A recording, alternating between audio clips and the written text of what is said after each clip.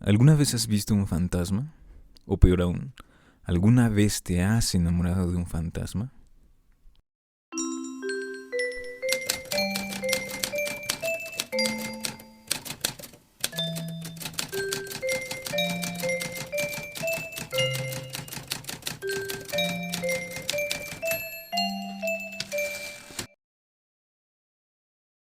Buenos días, buenas tardes, buenas noches, independientemente de en qué momento te encuentres escuchando esta emisión, te deseo que te encuentres muy bien. Mi nombre es El que susurra en las tinieblas, como el nombre del canal. Para los que sean nuevos, el canal tenía anteriormente el nombre de Eric Simiaco Ray para un juego de palabras bastante extraño que al final no terminó de gustarme. Pero en esta ocasión, ya digo, que el nombre del canal cambia en honor a una de las novelas que más me gustan de H.P. Lovecraft, que se titula igual el que susurra o El que susurraba en las tinieblas. Y pues he decidido ponerle ese nombre para darle un poco más ese carácter eh, literario, fantástico que quiero que tenga, por así decirlo, el canal de YouTube. Y también el canal de Spotify futuramente. En esta emisión de hoy vamos a hablar de una novela del mismísimo Bram Stoker. No vamos a hablar de Drácula, en su ocasión vamos a hablar de esa novela que por supuesto va a tener su propia emisión. Pero en esta ocasión voy a hablar de esta novela que creo que no es muy conocida, no tiene la difusión que tiene Drácula y que es bastante posterior en la publicación a Drácula. Drácula es de 1897, mientras que esta novela de la que vamos a hablar es de 1909. Y pues tiene que ver con la frase que dije al principio sobre si alguna vez te has enamorado de un fantasma o has visto un fantasma. Indudablemente esa pregunta de si alguna vez te has enamorado de un fantasma es eh, por poco decir muy extraña, ya que pues parece algo bastante inusual, bastante escabroso y bastante maligno, por así decirlo. Y en efecto, es algo que tiene, por así decir, ese toque de maligno y de siniestro en el sentido de que pues a nadie se le ocurriría que en algún momento fuese a enamorarse de algún fantasma, ¿no? O al menos eso pienso que la mayoría de los escuchas, incluyéndome a mí, estaríamos de acuerdo. Pero, ¿qué pasa en esta novela? Vamos a empezar a hablar en términos un poco de reseña, un poco de contarla, pero sin spoilearla o sin destriparla para que puedan ustedes ir a leerla con toda la seguridad de que no voy a dar algún detalle demasiado importante. La novela se llama La Dama del Sudario. Ya desde el principio tiene esta connotación de que va a ser una novela de misterio y de fantasmas porque la mayoría de nosotros conocemos la prenda del sudario por lo que tiene que ver que Jesús fue envuelto en un sudario después de haber muerto. Y pues todos conocemos esa prenda como algo que tiene que ver con esta parte sagrada y con esta parte mortoria. Y en la literatura pues tienes también su propio nicho. En este caso hablamos de La Dama del Sudario, que es el nombre de la novela y el nombre de, bueno, como se va a caracterizar al principio a la coprotagonista de la novela. Eh, para empezar, la novela es en principio de misterio y posteriormente da un giro que no voy a decir qué es porque si bien es importante tampoco creo que tiene mayor efecto decirlo porque en lo personal no terminó de gustarme el giro que da. Claro que contextualmente lo tiene, pero bueno, no voy a hablar más sobre eso porque no siento que tenga un valor para mencionarlo en este aspecto, porque nos vamos a centrar en este aspecto siniestro, en este aspecto macabro y escabroso de enamorarse de un fantasma. Eh, la novela trata sobre una familia inglesa de, de cierta de cierta cabida en el mundo aristocrático, en la que una rama es venida menos, una rama que es de escoceses, si no mal recuerdo, por todo este juego que hay en el mundo anglosajón británico sobre las clases sociales, etcétera, ¿no? Y el protagonista es un hombre llamado Rupert Sandler, o Rupert Sandler, la verdad no sé cómo se pronuncia, pero es el protagonista, que es un aventurero que se dedica a hacer expediciones por todo el mundo, a tener aventuras en ruinas, en cosas de este tipo, ¿no? Como el típico aventurero británico y el típico aventurero europeo de las novelas de aventuras de esos entonces, ¿no? Este tipo en algún momento recibe la herencia de uno de sus tíos más queridos inesperadamente para toda la familia, porque parece ser que esa persona, Rupert Sandler, que es el aventurero, es, digamos, una oveja negra en la familia porque no le interesa todo lo que a la familia le importa y pues tiene una vida completamente diferente, ¿no? Pero resulta que le dan una herencia descomunal.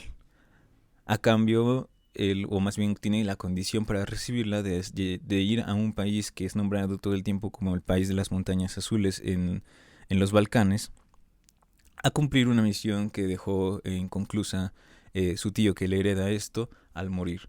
Esa misión pues es dar todo el servicio que pueda a esta nación y devolver algunas posiciones, etcétera. Unas minucias que no tienen mucho interés para lo que vamos a hablar.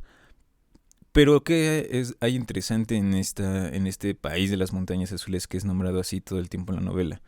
Lo que hay de interesante es que en este país pues reina, por así decirlo, la iglesia ortodoxa griega y se encuentra con una figura bastante curiosa y bastante tenebrosa que es la Dama del Sudario, que es una mujer que en primera instancia se nos presenta en la novela como un avistamiento por parte de un periodista que ve a una mujer montada, más bien parada sobre un ataúd que funciona de manera como una especie de barco o de especie de bote en el mar cercano al país de las montañas azules.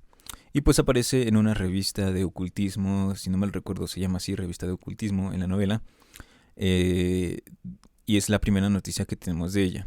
Posteriormente, cuando Rupert va a vivir al castillo de Visarion, que es el castillo en el que se va a instalar él y toda su familia, o bueno, su familia cercana, se encuentra con que en una noche ve a esta Dama del Sudario acercándose al castillo y pues es una mujer que tiene por vestimenta solamente un sudario en un día lluvioso y lo más natural que puede hacer un hombre aventurero, aparte de que asustarse, pues como es aventurero no se asusta como todos nosotros nos asustaríamos, ¿no? Pero la dama va a pedirle asilo en su habitación, cosa que también es bastante escandaloso para la época y para la clase de costumbre que tiene la aristocracia británica, ¿no? Que una mujer se meta a tu cuarto cuando eres un hombre soltero, ya es de por sí, en la noche, ya es por sí bastante escandaloso, ¿no? Para este tipo de sociedades. Entonces la mujer pues se porta de una manera completamente, digamos, turbia, completamente rara, completamente fuera de lo normal. Y pues lo único que pide es que le deje estar junto a la chimenea y Rupert muy amablemente le da unas sábanas, unas cobijas para que se pueda tapar. Y la mujer sale justo antes de que salga el sol, corriendo como si hubiese algún efecto sobre ella el hecho de que sea de día, el hecho de que amanezca. Lo cual le lleva a pensar a Rupert lo que todos pensaríamos y seguramente lo que todos piensan cuando leen la novela, ¿no? Que efectivamente esta mujer es una especie de fantasma, una especie de espectro, una especie de vampiro. Rupert es lo que piensa, que es un vampiro, una vampira. Pero sin embargo, sin embargo, lo que ocurre es algo que pues no le pasaría por la cabeza a cualquiera. Y es que Rupert se empieza a sentir atraído por la supuesta vampiresa. En cierto sentido, quien conoce la tradición de los vampiros, pues diría, bueno, quien se siente atraído por un vampiro es porque el vampiro le hechiza, ¿no? Si recordamos esta célebre película que en lo personal no me termina de agradar, de Francis Ford Coppola, de Drácula, cómo atrae a Drácula a Mina, etcétera, pues tenemos esta noción de que los vampiros tienen este aspecto de la seducción y de la sensualidad que hace que tengan este elemento de que hay que cuidarse de ellos como de las sirenas, por ejemplo.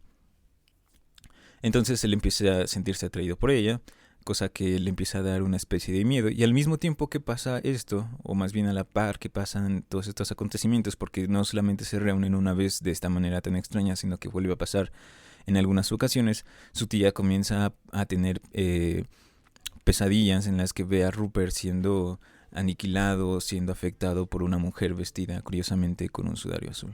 Con un sudario blanco, disculpen. Es entonces que Rupert, en una especie de convicción disfrazada, porque él tiene la convicción, digamos, de ayudar supuestamente a esta mujer del sudario, pero muy en el fondo sabe, aunque no lo dicen en la novela, pero se sabe que en el fondo lo que quiere es seguir viéndola porque se siente atraído por ella, ¿no? Algo bastante, digamos, típico. En ese sentido, pues la tía que hace de figura materna para él sigue teniendo este tipo de pesadillas en las que es afectado por esta mujer e incluso llega a soñar mucho antes de eso que Rupert se casa con la mujer del sudario y que esto trae muchas consecuencias significativas para Rupert, cosa que es solamente, digamos, consecuencia de que la tía resulta tener cierta afinidad para las artes oscuras, por así decirlo, para la esotería, la soteriología, cosas por el estilo. Entonces, lo que pasa en la novela es que poco a poco Rupert va teniendo pistas de que efectivamente su sospecha es cierta y la dama del sudario termina, bueno, él piensa que termina siendo una especie de vampiro. Pero ¿qué pasa aquí? Lo interesante y de lo que vamos a charlar sobre todo en este podcast es que Rupert está tan enamorado de esta mujer que desde luego ya digo que para nuestros tiempos es difícil hablar de este tipo de enamoramiento porque pues es una mujer y un hombre que se vieron un par de veces, tal vez 3 veces, y ya con eso Rupert se siente completamente prendado de ella. Entonces lo que hace es que dice que si es que resulta que efectivamente la mujer del sudario, la dama del sudario es una vampira o un espectro, un fantasma, lo que va a hacer Rupert es dar su vida entera para poder redimir su alma y ayudarla a conseguir la paz y cosas por el estilo, ¿no? Ya que conoce que pues este tipo de cosas tienen que ver muchas veces con condenas a partir de pactos con el diablo, con fuerzas oscuras, etcétera. Y pues está convencidísimo de que quiere ayudarla y de que puede ayudarla. Sobre todo esa es la parte interesante o la parte más graciosa desde el punto de vista lógico, ¿no? Que este mortal que es un aventurero y que no tiene ninguna clase, digamos, de formación en ciencias sagradas o cosas por el estilo, digamos como Bram Stoker, como Van Helsing en la novela de Drácula, que sí tiene toda esta formación y pues tiene, por así decirlo, las facultades para hacer algo respecto a este tipo de acontecimientos, pues tiene la pretensión de hacerlo, ¿no?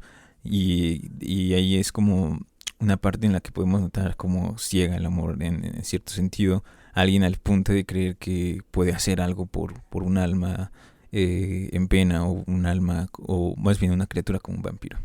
Entonces, ¿qué hay aquí en este punto de la novela de que Rupert está convencido de que si es un vampiro, su amada, él va a hacer todo para poder darle paz y para poderla llevar a un mejor camino si es que es una criatura maligna o que resulta ser así por ser consecuencia de algún pacto diabólico?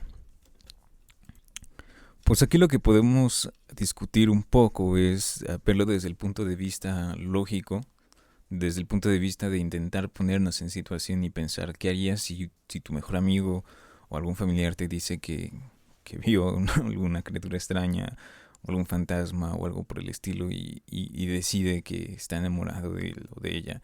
Pues la mayoría de nosotros le diríamos que es la locura más grande de la historia, ¿no? Que es lo más riesgoso que hemos escuchado.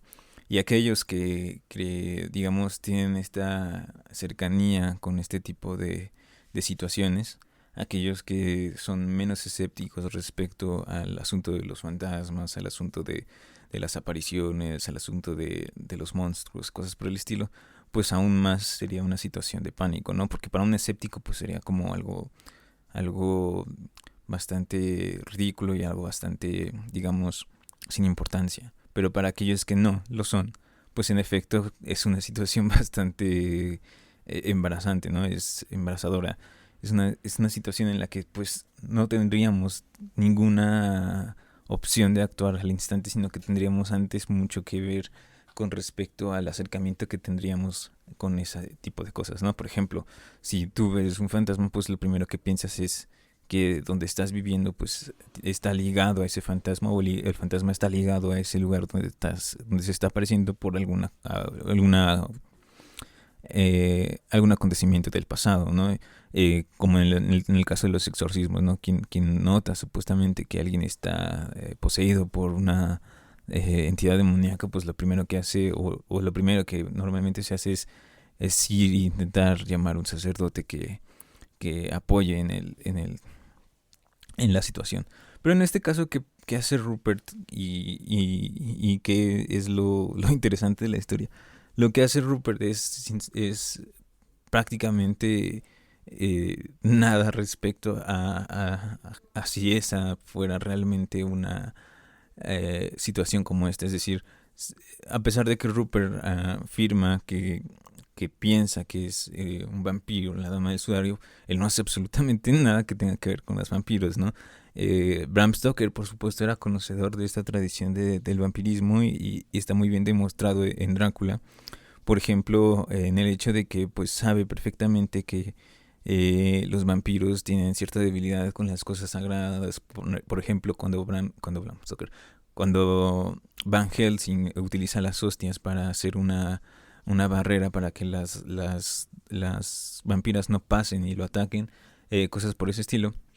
Mientras que el Rupert, como es un completo, digamos, ignorante en estos asuntos, pues lo único que hace es tratar a la mujer del sudario, a la dama del sudario, como si fuera una mujer cualquiera.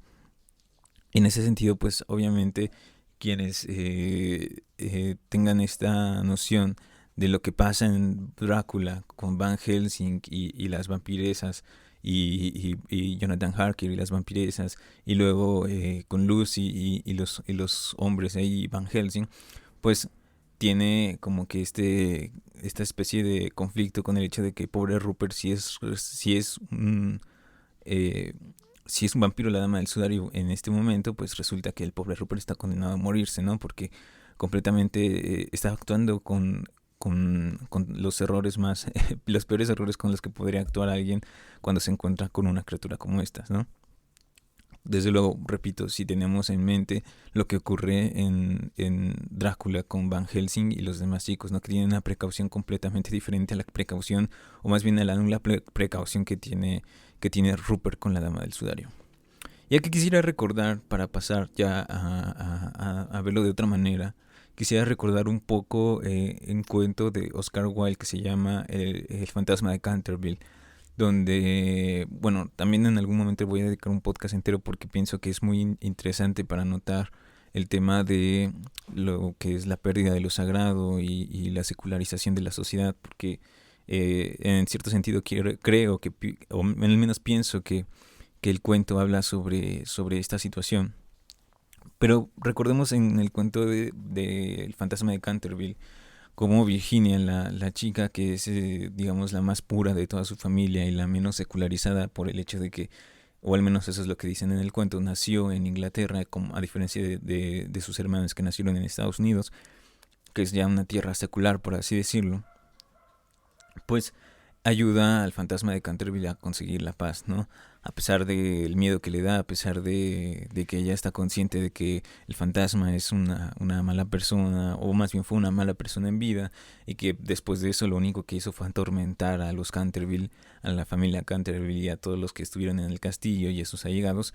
Pues a pesar de eso, la pequeña Virginia, o la joven Virginia, termina ayudando al fantasma de Canterville a encontrar la paz, con una serie de símbolos y metáforas que dan a entender toda esta parte de lo sagrado que voy a mencionar, o más bien que vamos a mencionar en otra ocasión, ¿no?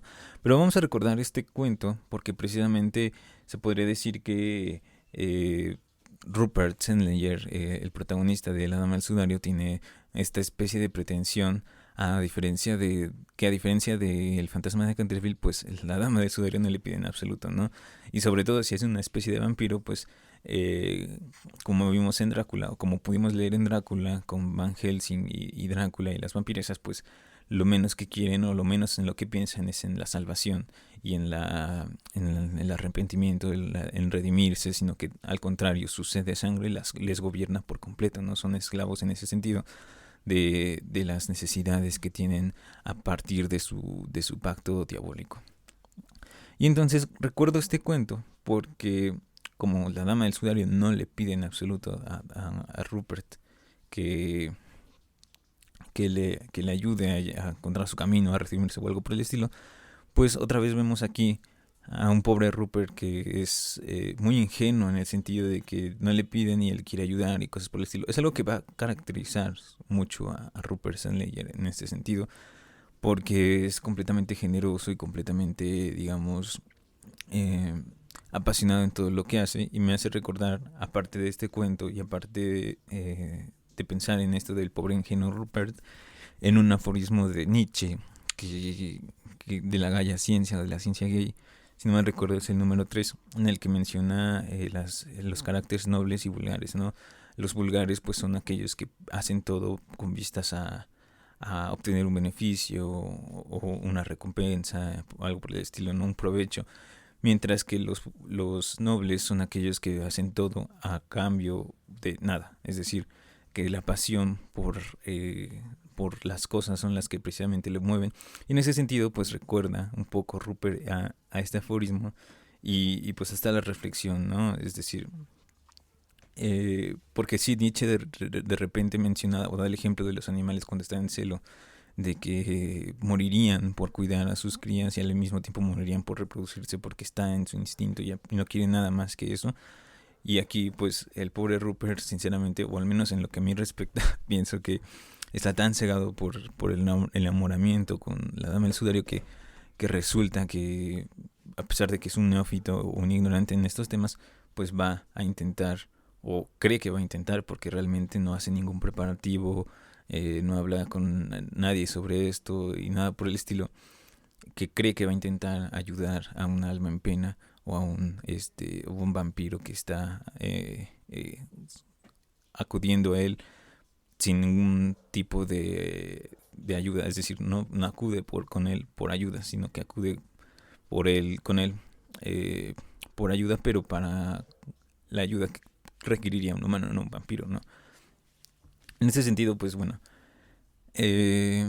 estamos con esta reflexión de qué es lo que haría una persona con cierto juicio mejor que el de Rupert Sandler al sentirse atraído, ¿no? Porque la atracción es algo que en general las personas no controlan, digamos, en primera instancia, sino que es posteriormente cuando uno se puede dar cuenta de cómo inhibir este sentimiento, pero al principio no se puede controlar.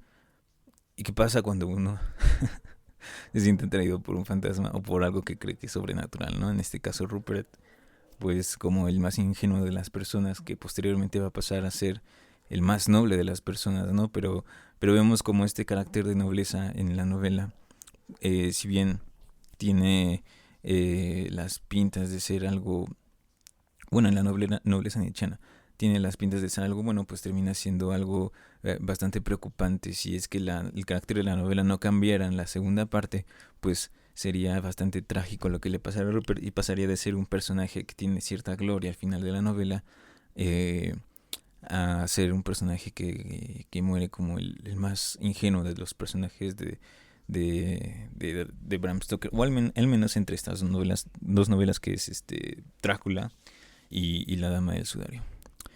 Bueno, avisos parroquiales.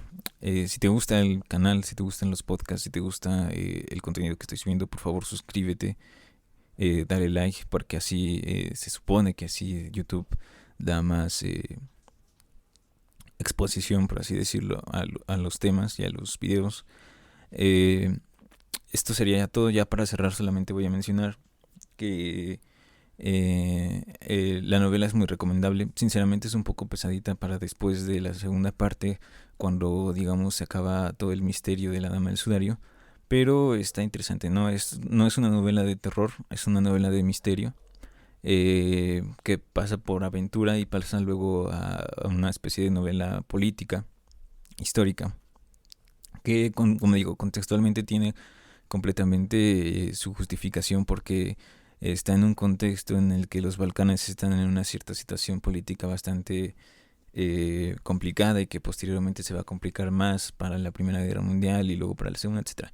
Entonces, pues tiene su valor leerla, tiene su valor entenderla y darle su cabida en el librero. Pero como digo, el principio a mí es lo que más me llamó la atención y por lo cual quise leerlo, ¿no? Que el principio habla sobre este aspecto, está exquisitamente escrita, como suele ser los escritos de Bram Stoker, de la manera de novela epistolar, es decir, que está solo escrita como novela, perdón, como cartas, como partes de diario, como reportes, informes, cosas por el estilo, y no a la forma, digamos, más que tenemos más acostumbrado a leer. Esto sería todo por este podcast. Agradezco mucho si llegaste hasta aquí. Por favor, deja tu interacción, aunque sea un comentario con un, no sé, un XD o cualquier expresión. Un like y si te gusta, suscríbete. Recuerda, el canal se llama El que susurra en las tinieblas. No porque me guste susurrar, mucho menos en las tinieblas, porque qué miedo que se te aparezca una dama con un sudario y que pienses que es un vampiro y te enamores y luego hagas cosas como las de Rupert, porque claro, Rupert es un ejemplo a seguir por su nobleza y por su carácter aventurero y todas las experiencias que tiene, pero un simple mortal como su servidor pues no tendría esas predisposiciones.